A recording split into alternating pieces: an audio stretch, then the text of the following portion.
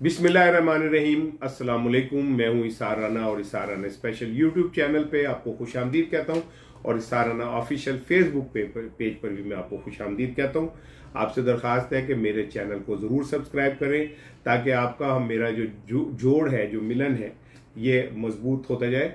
और दायरे गैर में रहने वाले पाकिस्तानी और पाकिस्तान में रहने वाले पाकिस्तान हूं तो मैं ईमानदारी की गल है, दायरे गैर वाले जड़े ने उन्होंने तो फखर फील होने लग पे, तो अपने पाकिस्तानियों के तरस आने लग पे। तो मैं बहरहाल फिर दोनों के लिए दुआगो हूँ कि अल्लाह ताला पाकिस्तानियों की जहाँ पे भी हो, अल्लाह ताला उन पे अपना खैर बरकत रखे। आज मंडे है और ये रात के पहर में आपसे वीलॉग कर रहा हूँ। सारा दिन आज मैं सोशल मीडिया और बाकी चीज़ें देखता रहा। ऐसा लगा जैसे वो हू का आलम है, खामोशी है, सख्ता है। और वो शोले फिल्म का डायलॉग याद आ गया जो वो मौलवी साहब कहते हैं ना कि इतना सन्नाटा क्यों है भाई। तो ऐसा लगता है सन्नाटा तो है, लेकिन क्या ये सन्नाटा कायम रहेगा, कितनी देर कायम रहेगा? आज मैं अपने वीलॉग में आपको बताऊं कि कल का दिन मुझे कल के दिन के हवाले से कुछ बड़ी खौफनाक सी वाइब्स आ रही हैं। लेकिन इस पे बात करने से पहले मैं ये बात करूंगा कि पेशावर के जलसे में एक बहुत बड़ा चेंज आई ऐन लम्हे के ऊपर। और ये चेंज क्या आई? जब वजीर आला सुहेल अफरीदी खिताब करने आ रहे थे, तो उससे पहले पीटीआई के दो सीनियर लीडर्स ने उनके कान में जाके क्या कहा, और उसके बाद दावा ये किया जा रहा है कि उन्होंने अपनी तकरीर को नरम किया। आपने देखा कि उन्होंने बहुत सारे सख्त जुमलों का DGISPR के जवाब नहीं दिया। जो एक्सपेक्ट किया जा रहा था कि वो नाम लेके कुछ सख्त जुमलों का जवाब सख्त जुमलों में देंगे, लेकिन वो कुछ ऐसा हुआ कि उसके बाद उनके तकरीर वो घनगरज वही रही, इमरान से कमिटमेंट वही रही, मैं उस पर कभी भी शक नहीं करूंगा। लेकिन कोई समहाउ कुछ चेंज हुई। क्या हुई इसके ऊपर मैं आपसे बात करूंगा, और क्यों हुई, क्या बहुत बड़ी एक उन्हें ऑफर हुई, इस पे बात करूंगा। लेकिन मैं इससे पहले कल का दिन बड़ा इंपॉर्टेंट है। मुझे फिजा के अंदर ऐसे जैसे शेलिंग की, कहीं कहीं खुदा ना करे अल्लाह ना करे कोई ठा ठा की आवाजें फील हो रही हैं, क्योंकि कल अडयाला के बाहर पीटीआई अगर मैदान लगाती है तो ये मैं आपको पहले बता रहा हूं कि जो मेरे इतलात हैं कि बेदर्दी से कुचला जाएगा उसे। और ये फैसला कहीं और बड़ी ताकत के मराकज में हुआ है कि कोई -0 टॉलरेंस के साथ चीजों को निपटा जाएगा। अब अगर कल जो फल्क है वो ये देखे कि अडयाला के बाहर इमरान खान की बहनें गई हैं और उनके ऊपर तशद्दुद हुआ है, तो ये बड़ा ही खौफनाक होगा। जब उनके साथ जाने वाले लोगों के साथ अगर इस तरह का हुआ तो ये बड़ा ही खौफनाक होगा। मैं पाकिस्तानी हूँ, पाकिस्तान से मोहब्बत करता हूँ, इस मट्टी से मोहब्बत करता हूँ, मेरी मरण जीन सारा इस मट्टी के साथ है। एक चीज मैं और आपको बता दूं, बहुत सारे हमारे दोस्त हमसे ये एक्सपेक्ट करते हैं, पाकिस्तान में जो लोग बात करते हैं कि हम कोई मोहम्मद बिन कासिम बन जाए, तलवार पकड़ लें और हम क्या छोड़े ला देंगे, गर्दना बढ़ देंगे। हमें ग्राउंड रियलिटीज को उन लोगों को समझना चाहिए। कुछ लोगों ने मेरे वीलॉग पे कहा कि मैं थोड़ा सा नरमी इख्तियार कर गया हूं, तो आप कोई भी बंदा जो ये कहता है ना, वो इस जगह इस कुर्सी पे बैठ के, इस टेबल के ऊपर बैठ के वो बोल के दिखाए जो वो निजी महफिल में करता है, मुझे आपको समझ आ जाएगी। वो जो शाकिर साहब का शेर है ना कि शाकिर क्या था, मेरी ना नजर कमजोर है, तू शाकिर आप सियाना है, साडा चेहरा पढ़ हालात ना पढ़। चेहरों से बहुत सारी चीजें समझ आ जाती हैं आपको यार। और इस ऐदे सितमगर में गमे इश्क के मारे जिंदा है, यही बात बड़ी बात है प्यारे। आपको क्या पता कि किन हालात और किन उससे गुजर के ये चंद जुमले आप तक पहुंच रहे। मैं इसका कोई क्रेडिट नहीं लेता, मैं जो बात करता हूँ अपने ज़मीर के मुताबिक करता हूँ, अपने वतन से मोहब्बत के मुताबिक करता हूँ। लिहाजा कल का दिन जो है मुझे कोई अच्छा दिन नहीं लग रहा। मुझे ऐसा लग रहा है कि पाकिस्तान की जमहूरियत के अंदर एक और स्याह दिन का इजाफा ना हो जाए। अल्लाह पाकिस्तान की खैर करे, क्योंकि हम जिस तरह, जितनी तेजी के साथ हम जिस समत बढ़ रहे हैं, उसके ऊपर दीवार पे लिखा हुआ मुझे साफ नजर आ रहा है, जो लिखा हुआ नजर आ रहा है।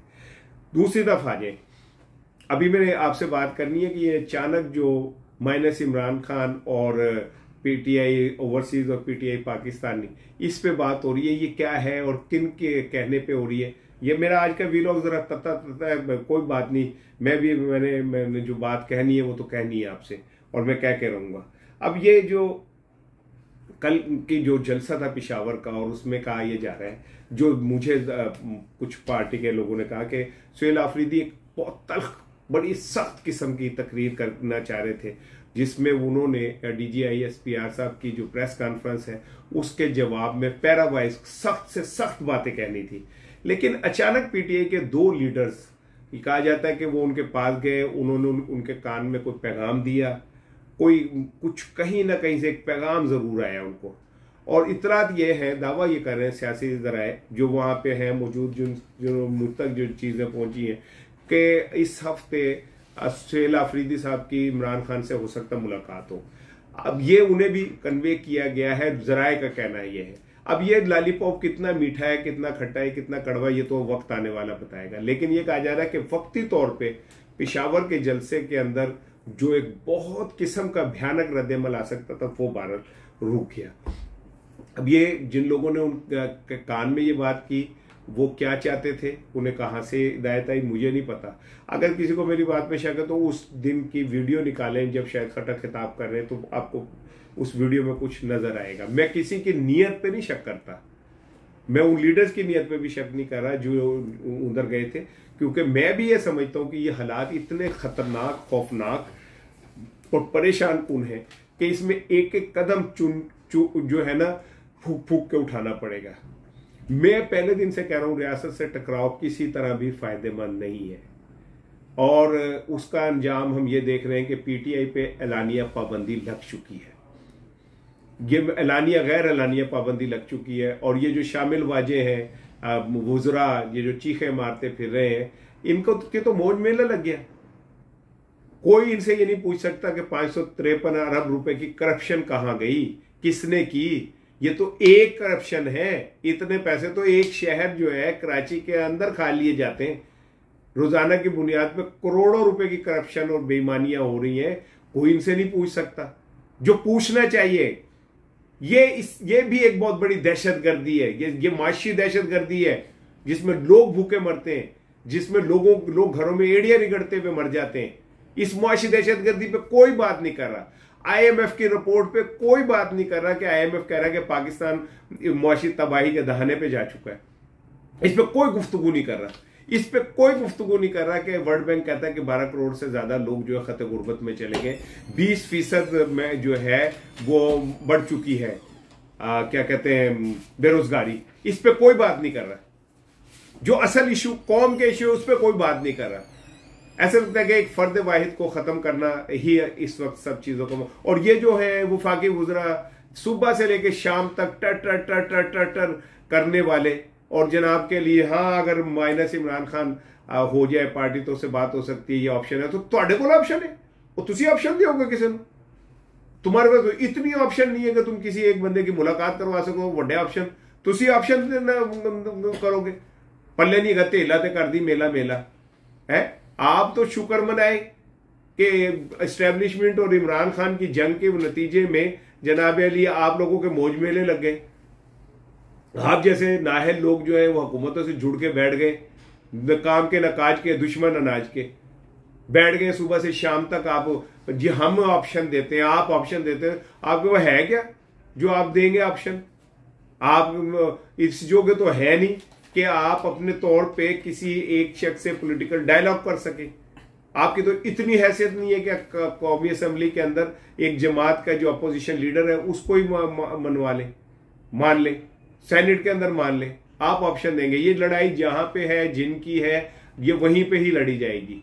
इसका नतीजा क्या निकलेगा, इख्तिताम क्या निकलेगा, ये वक्त बताएगा। लेकिन आप भी शामिल वाजे, वो मौला जट फिल्म के अंदर नूरीना तो मौला जट जब जा रहे होते हैं कचहरी तो वो 4 तांगे में इधर लटके होते हैं, 4 तांगे में इधर लटके होते हैं वफाकी वज़रा जैसे, और मौले जट ने नूरी नत नु सुट देना है थले। ओ या ते वेला आप दसेगा कौन मारदा मैदान पहले हले। आप तो वो लोग हो यार एक्स्ट्रा।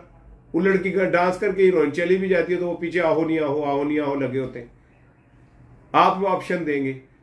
और तीसरी बात सुन लें, ये जो एक नई इख्तरा शुरू हुई है ना कि PTI ओवरसीज और PTI पाकिस्तान, कहा यह जा रहा है कि PTI के बहुत सारे जो एलिमेंट्स हैं, जो भगोड़े हैं, जो नहीं खड़े हो सकते, गिले से पैर नहीं रख सकते, तत्ती थान होते नहीं टूट सकते, वो चाहते हैं कि जी किसी तरह कोई ऐसा मामला हो कि हम अपने आप को कैमोफ्लाज कर दें।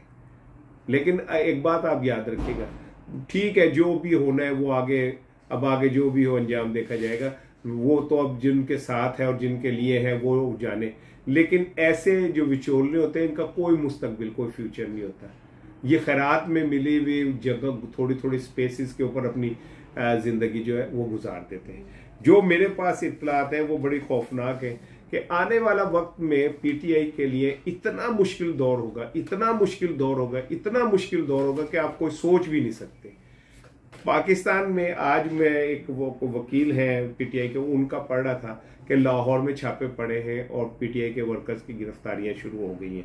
जो उनका दावा है तो इसका मतलब ये है कि एक नए सिरे से मैदान जो है तरतीब दिया जा रहा है और उसमें से जहां जहां आपको किसी किस्म का थोड़ा थोड़ा भी खौफ का एलिमेंट या टकराव का खदशा, उन वो हिस्सों को खत्म किया जा रहा है। एक सख्त क्रैकडाउन जो है वो शुरू होगा यूट्यूबर्स के हवाले से। मैंने जो हफ्ते वाले दिन भी कहा था कि जो पाकिस्तान से बाहर यूट्यूबर्स हैं वो तो जाहिर है कानून की गिरफ्त में नहीं आ सकते। जो मुख्तलिफ ममालिक के शहरी हैं या जिन्होंने सियासी पनाह ली हुई है उनके खिलाफ हुकूमत दावा कर सकती है, बरतानिया से रिक्वेस्ट कर सकती है। लेकिन पाकिस्तान में जो सोशल मीडिया के प्लेटफॉर्म है उन पे सख्ती से चेक शुरू नहीं हो रहा, शुरू हो चुका है। और ये तय किया जाएगा कि एक जितने भी लोग जो बड़े खुल खुल के बोलते हैं या कुछ, उनको या तो उनको जबान थोड़ी सी कुतर दी जाए या उनको साइडलाइन कर दिया जाए। मैं फिर वही कहूँगा कि मेरे बहुत सारे जुमलों को जितना मैं कह रहा हूँ, मेरी उस बात को आई होप कि आप लोग समझेंगे कि पाकिस्तान में आने वाले दिनों में एक नया नक्शा, पॉलिटिकल नक्शा आप देखने जाएंगे। और इस पॉलिटिकल नक्शे के अंदर एक समझ लें कि पीटीआई के लिए रत्ती बराबर गुंजाइश नहीं है। अब सवाल ये पैदा होता है कि अगर गुंजाइश नहीं है तो क्या पीटीआई किस्सा पारीना बन जाएगी? यहीं से मेरा आपका सवाल है। मैं जो आपसे हर अपने वीलॉग में एक सवाल करता हूं तो मेरा यही है कि क्या आप समझते हैं कि ये जितना भी ऑपरेशन और ये जो कुछ होगा तो क्या पीटीआई का किस्सा पारीना बन सकती है? और -1 इमरान खान के हवाले से जो चल रही है, क्या आप समझते हैं कि ये बैल मंडे चढ़ सकती है और क्या कुछ हिस्सा मुमकिन है? मेरे नज़र में तो जिस शख्स को करोड़ों लोगों ने वोट दिया है, जिसके एक सूबे में हुकूमत इतना आसान नहीं है कि दूध दूध मक्खी तो अंदर छोड़ दो। माजी में भी इस तरह की मुख्तलिफ मौक़ों पर अटैम्प्ट होती रही है लेकिन मुझे कभी भी कामयाब होती नज़र नहीं आई। जुल्फ़ार अली भुट्टो से लेके और आगे तक चलते चले जाएं, इसी तरह होता है। तो ये आज के वीलॉग का इख्तिताम बस मैं इसी बात से आपसे करना चाह रहा था कि भाई अफरीदी साहब को जो पिशावर के जलसे में ऑफर की गई है, अब ये क्यों की गई, किसने की, किसके बिहाफ पे की और क्या ये पूरी होगी या नहीं होगी, या क्या अब रियासत ने बिल्कुल ही दरवाजे बंद कर लिए हैं और दरवाजे बंद करने के बाद अंदर से कुंडी लगा ली है कि पीटीआई के लिए दरवाजे में जरा सी चिड़ीड़ भी पंजाबी में कहते हैं, चिड़ीड़ उर्दू में कहते हैं दराड़, दरज, वो भी ख़त्म कर दी गई है। तो फिर ये जो मैं बात आपको बता रहा हूँ जो मुझ तक पहुंची है, ये किसकी तरफ से हुई है? बड़ा 100 मिलियन का क्वेश्चन है। और क्या जो वादा किया गया है वो वफा होगा? ये कल मंगल को पता चल जाएगा अडियाला के बाहर जब मैदान लगेगा। क्योंकि मुझे जो आलिया हमजा की तरफ से अरकान असम्बली को पैगाम गया वो यही गया है कि जनाब कल अडियाला के बाहर इकट्ठे होंगे। पीटीआई की भरपूर तैयारी है, दूसरी जानिब जो है वो हुकूमत की भी तैयारी है और पंजाब हुकूमत को तो मौका मिले वो किसी के सर पे भी रख के किसी टाइम भी पीटीआई को तबाह करने का कोई भी उनके पास अगर इतना सा भी मौका है उसे जाने नहीं देते। नवाज शरीफ साहब ने जो कल गुफ्तगू की है इसके ऊपर मैं वीलॉग करूंगा, सुबह आपके साथ इस पे बात करूंगा। अपना ख्याल रखिएगा। अस्सलाम वालेकुम।